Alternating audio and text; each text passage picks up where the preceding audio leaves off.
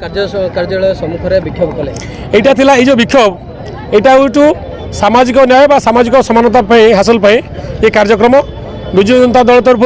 आम ग्रहण करूँ। आप जानते विगत निर्वाचन में सरकारी दल बा शासक दल जो मिथ्या प्रतिश्रुति देते से प्रतिश्रुति पानी गार प्रतारण परिणत होती सब लोक सब वर्ग लोक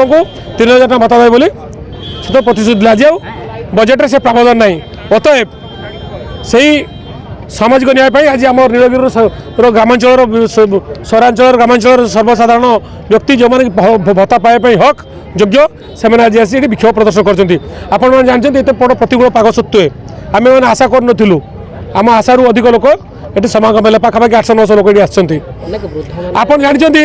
ये जो सरकार ये सरकार रे जो मैंने नवनिर्वाचित जनप्रतिनिधि जाइए कथबार्ता तालमेल रोना जहाँ मैंने कथबार्ता कर भाई चिंती देखा दरकार गोटे लुक बिफोर